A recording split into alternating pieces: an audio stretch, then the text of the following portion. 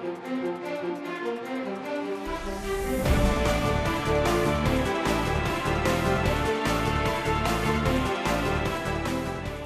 welcome, and thanks for joining us on this edition of News 2. I'm Sandra Gomansing.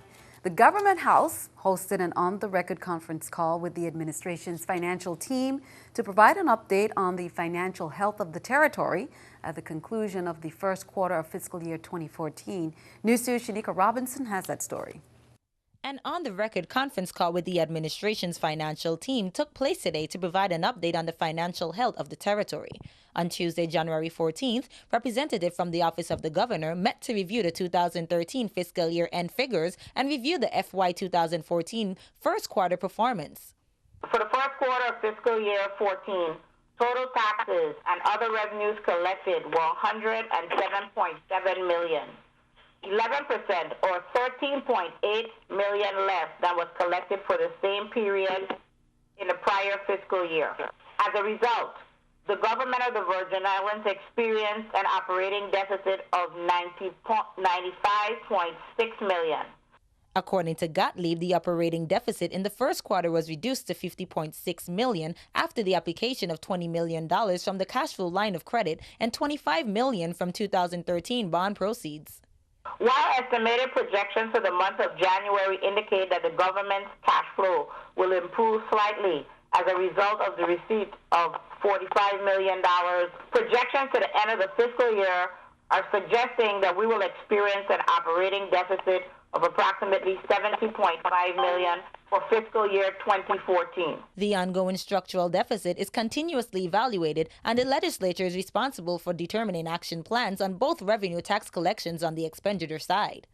The administration has continued to advise members of the 30th legislature on several occasions of the need to enact legislation to increase revenues and or reduce expenditures. If the legislature does not address the shortfall in a timely manner, other assessments will have to be made. Despite their assurances that they would do so, the 30th legislature has not yet addressed the fiscal year 2014 projected budgetary shortfall. Shaniqua Robinson, News 2. Be sure to count on News 2 to keep you updated. The Committee on Homeland Security, Justice, and Public Safety, chaired by Senator Kenneth Gittens on Wednesday, considered several measures, including an act changing the terms and repercussions of grand larceny. Bill number 30-0111, proposed by Senator Samuel Sanders, is an act that will increase the threshold for grand larceny and add a minimum incarceration sentence of 1 year. While both senators and testifiers spoke in support of the bill, many disagreed with the terms. Senator Gittens was concerned that the terms sent the message that officials were light on crime. Senator Samuel Sanders, vice chair of the committee, disagreed. The bill was held in committee with a vote of 6 yea, 1 absent. All present committee members voted in favor of the measure. The Alexander Farrelly Justice Center's ceremonial courtroom was packed with family and friends Thursday morning as 3 new judges were sworn in. Members of the legal community welcomed Superior Court Magistrate Judges Carolyn Herman Purcell and Henry Carr, as well as Superior Court Judge Denise Francois. Leaders and colleagues gave advice and encouragement to the 3 embarking on what could be the most difficult profession of all. You are embarking on the most rewarding assignments of your professional careers. The opportunities to touch people's lives, to shape public perceptions, and to educate those who appear before you through the fairness, insight, and compassion of the ruling. I feel comfortable knowing that these individuals will make the right decisions.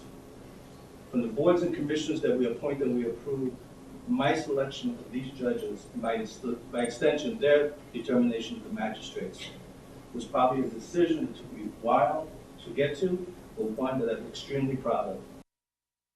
Brahim Kriki, also known as Shano, 36 years of age, on St. Thomas, was arrested on Tuesday and charged with enticing and coercing a minor to engage in sexual activity through the use of a facility of interstate commerce.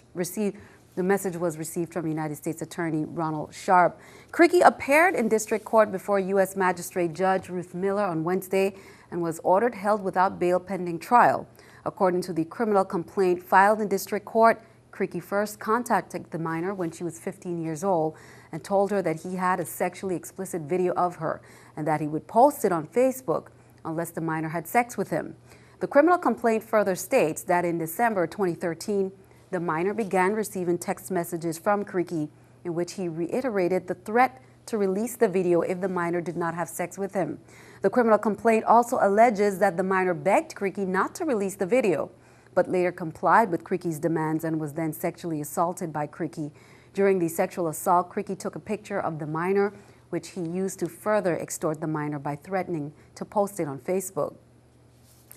Police officers on St. Thomas pursued and captured a suspect later identified as 21-year-old Akil Sean Owens, who they observed firing shots in a business area. A male individual was also stabbed near the entrance of the Emporium nightclub, and another male was injured by gunshots. The incident occurred on January 19th in the Fort Milner Shopping Center, where a 23-year-old victim was stabbed 2 times on his right forearm. The officer then heard a shot fired and encountered a male who was the victim of gunshot injuries. Police recovered a loaded .40 caliber Glock firearm in the vicinity of where the suspect was captured. The suspect, Akil Sean Owens, was arrested and charged with possession of an unlicensed firearm within 1,000 feet of a school, unlawful possession of ammunition, reckless endangerment, illegal discharge of a firearm, interfering with an officer during the discharge of his duties, and disturbing the peace.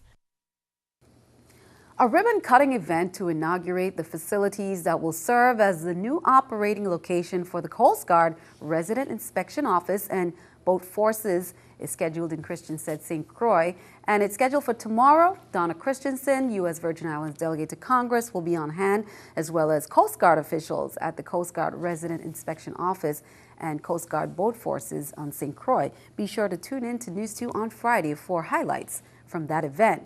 Meanwhile, calling all junior high school students in the U.S. Virgin Islands, the U.S. Coast Guard Academy, based in New London, Connecticut, seeks talented students who wish to receive a full scholarship opportunity, serve their country honorably, protect our shores, and save lives. A U.S. Coast Guard Administration's officer is on a recruiting and outreach trip. On Wednesday, he visited St. Croix schools. Today, the VI Montessori School and Peter Gruber International Academy. They had the opportunity to hear from him. And Friday, he will meet with students at the Antilles School. That's at 9:45 a.m., then 11:20 at the Charlotte Amalie High School. Plans for other schools, including Ivana Eudora Ken, St. Peter and Paul, and UVI, are all in the works. Is the Virgin Islands ready in case a tsunami strikes? While this is a rare occurrence, the Virgin Islands Territorial Emergency Management Agency, or VITEMA, is playing it safe, making sure measures are put in place to make the territory ready for any disaster. News 2's April Knight has more. Is the territory ready should the ocean cross our doorstep? Roy Watlington, scientist and tsunami expert, thinks we're getting there. All of the Virgin Islands are very close to that. And the Virgin Islands Territorial Emergency Management Agency did a lot of the heavy lifting. A lot of work that is going on behind the scene. The Tsunami Readiness Certification is awarded by the National Weather Service branch of NOAA only to an area that has taken steps to make sure its people are protected in the event of a tsunami. VITEMA recently released tsunami evacuation maps that mark safe and danger zones throughout all 3 islands. It's also working on the last phase of its tsunami siren installation. The sirens can broadcast a tone up to 1.5 miles away and public messages up to 900 feet. 7 additional sirens on the island of St. Croix. The 7 has already been installed on the island of St. Thomas last week. That again will enhance our overall readiness and notification to the general public. VITEMA also launched public outreach and informational materials on this natural disaster. The last big tsunami in the Virgin Islands was in 1867. Even so, experts say we can't let our guard down and that tsunami readiness should always be a top priority. You try to interact with federal agencies, you're trying to recruit funding. You know, it shows that your community is not starting from scratch. It has already done some bootstrapping to pull itself up. It gives confidence to the community and to the visitors to the community. In this case, you know, we have a lot of tourists and they like to know that this is a tsunami-ready community.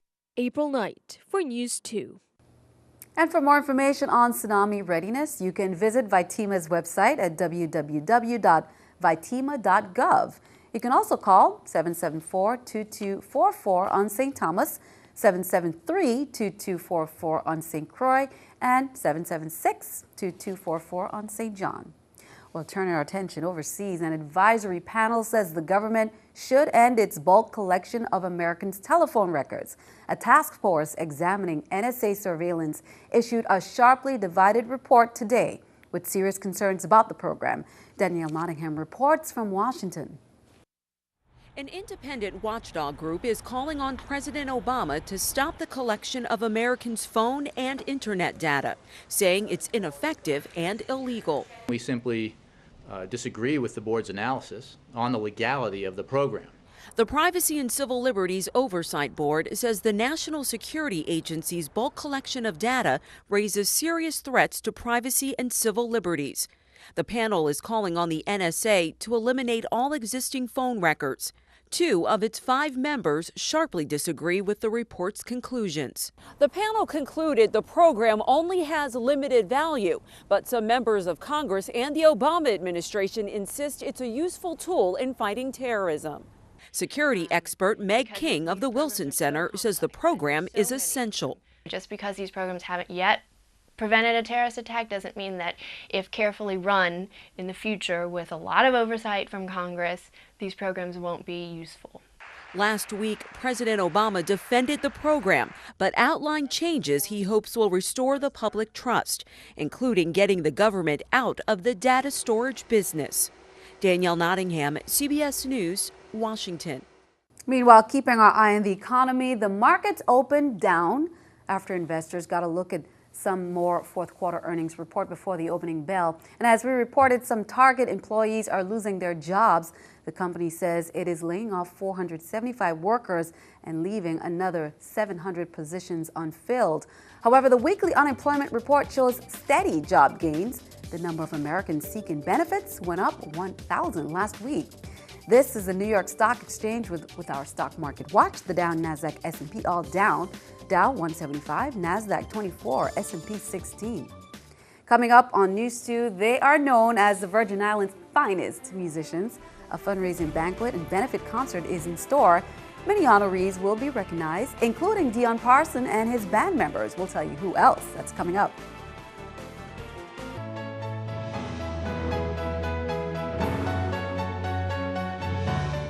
Senator Alicia Tuckey Hansen is encouraging Delegate to Congress Donna Christensen to take a stand on Seaborn. Hansen's letter, dated January 22nd, was in response to Christian's comments on Hansen's proposal to prohibit government entities from using or supporting Seaborn after it decided to move its headquarters from St. Croix to Puerto Rico. According to Hansen, if a stand is not taken on what she called Seaborn's disloyalty to the Virgin Islands, it will set a precedent for any company to take advantage of the territory in a similar fashion. Commodities or distribution packages will be handed out to those in need. Packages will be limited to 1 per household and provided to only persons meeting the following criteria: with a gross family income that does not exceed the 185% of the federal income eligibility guidelines, a client of assistance programs such as SNAP, medical assistance program, or a tenant of subsidized public housing. The distribution times will be on St. Thomas, Saturday, January 25th from 8 a.m. at the Lockhart Elementary School's cafeteria. Then on St. John, Saturday, February 1st from 9 a.m. at the Julius E. Sprouse School cafeteria. And then on St. Croix, Saturday, February 8th from 8 a.m. at the Charles Emmanuel Elementary School cafeteria. St. John's Love City Live is in full swing with a whole weekend of beach, music, boating, and more. Tropical rhythms and the soothing sounds of international reggae legend Beres Hammond, all in store. Events kicked off from January 22nd and continues to the 26th. Love City Live enters its 4th year with an incredible lineup. Tonight, it's the exclusive, all-inclusive Villa Soiree. That's from 7 p.m. to 12 a.m. Then on Friday, January 24th, Rockers All-White Beach Party at Cruise Bay St. John Beachfront. Then on Saturday, January 25th, the long-awaited Beres Hammond live in concert at the Winston Wells Ballpark in Cruise Bay. Now also performing D Harmony, Unity Band, Fire Train Band, Final Phase, and the Echo People.